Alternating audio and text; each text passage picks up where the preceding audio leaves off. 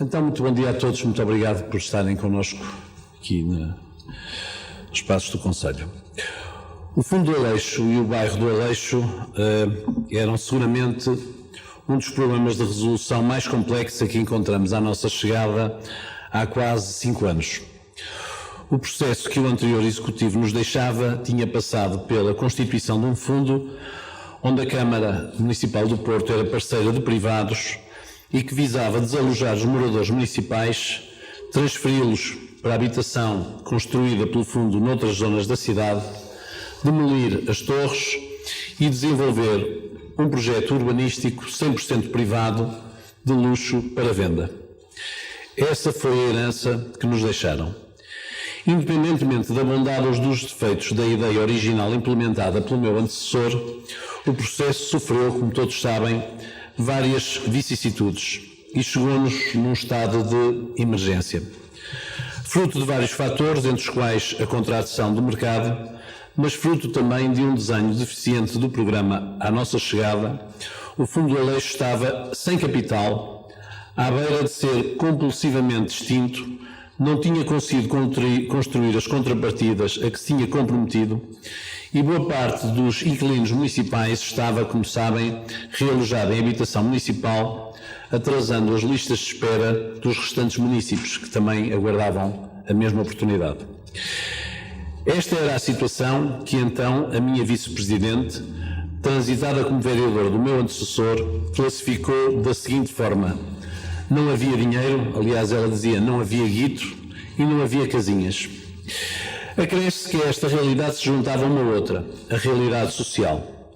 As habitações estavam degradadas, a vivência nas torres que restavam e não tinham sido roubadas era complicada e manifestamente o local era conhecido como sendo de tráfico e de consumo de droga, potenciado pela destruturação urbanística criada pela demolição de parte do bairro das duas torres. O que então fizemos foi tentar salvar a herança, acautelando os interesses da autarquia e preservando os direitos dos moradores. Encontramos um novo investidor, a Mota-Engil, que ajudou a recapitalizar o fundo, e a Câmara adquiriu um terreno que posteriormente vendeu, ajudando a assegurar os interesses financeiros do município. Estamos a falar nos terrenos da Rua da Quinta. Com esta operação, a Câmara não saiu prejudicada, bem pelo contrário, e o desenvolvimento do projeto passava de novo a ser possível. O contrato que encontramos entre a Câmara e o Fundo do Aleixo tinha vários problemas. Um deles era não assegurar que os privados entregariam, antes das demolições, a habitação necessária aos realojamentos. Alterámos isso sob a minha presidência, assegurando os interesses municipais.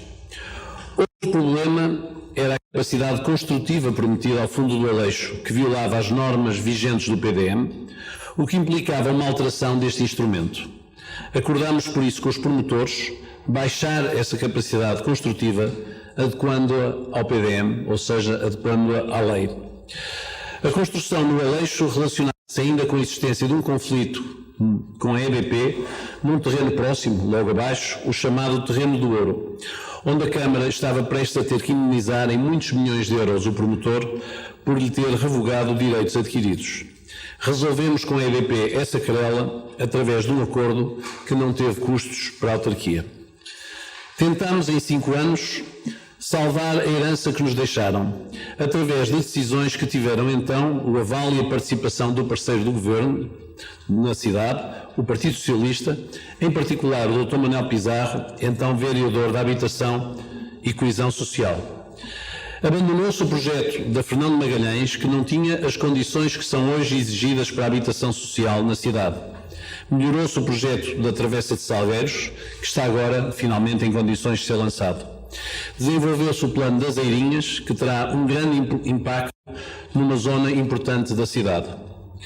Só que, 10 anos após a constituição do fundo, a cidade continua a não entender por que razão vivem pessoas naquelas condições e a não entender como pode uma cidade não conseguir encontrar uma forma alternativa de dar dignidade a quem lá vive.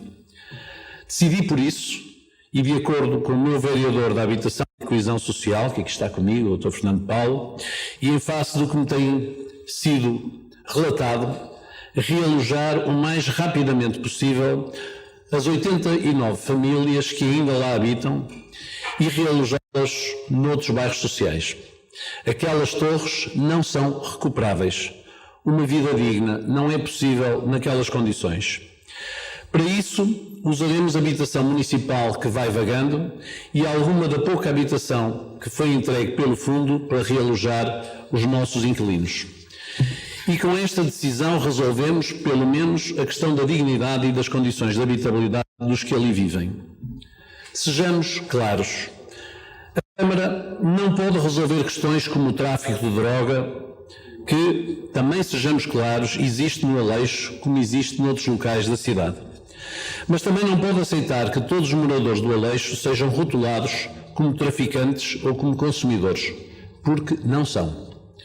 Sobre os que são, a Câmara tem feito e continuará a fazer o que é da sua competência, no limite do que lhe é legalmente permitido, despejando os inquilinos que, comprovadamente por um tribunal, em primeira instância, tenham usado a habitação para o tráfico. Esses, sejam do Aleixo ou de outro qualquer bairro municipal, têm sido e serão despejados. Mas que fique também muito claro, compete às autoridades policiais de investigação criminal e aos tribunais fazer o seu caminho. E não escondo que me desgosta que o país não tenha mais meios do que aqueles que aloca ao combate deste flagelo.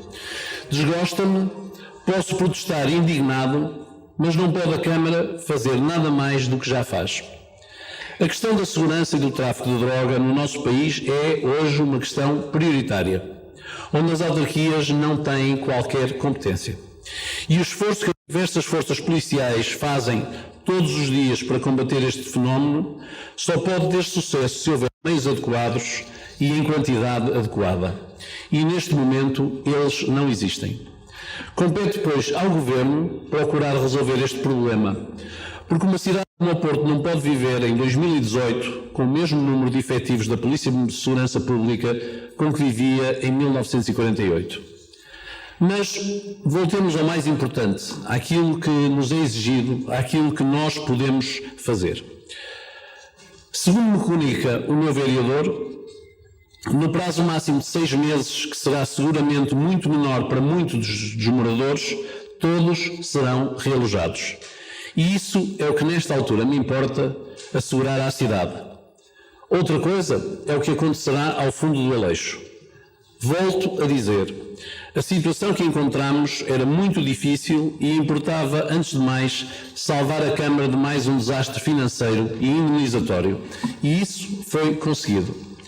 Tentamos que, através do modelo que herdamos, o processo também prosseguisse até ao fim, no que contamos com a colaboração de 2 empresários portuenses que, com enorme boa vontade, estiveram do lado das soluções.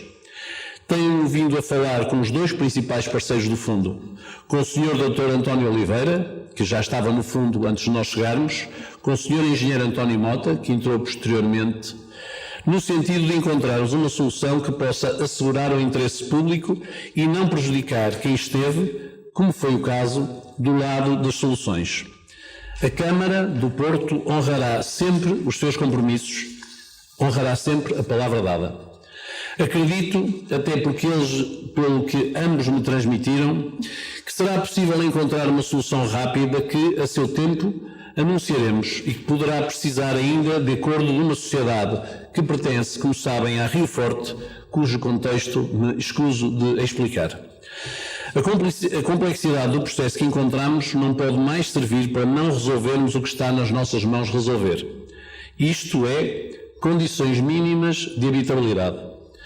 A boa vontade e homens de palavra, como são António Oliveira e António Mota, dá-nos o conforto de percebermos que encontraremos seguramente uma solução que acautela os interesses municipais e que trate com justiça os parceiros do Fundo do Aleixo.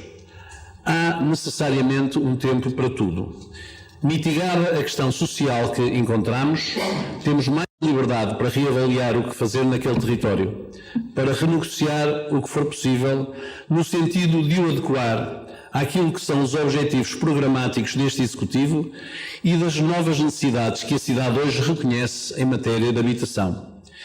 Esse é o objetivo político desse Executivo. Mas o que mais conta são as pessoas. E essas pessoas, os nossos munícipes, os nossos inquilinos, não podem permanecer numa situação que comporta riscos e que não é mais tolerável. Muito obrigado.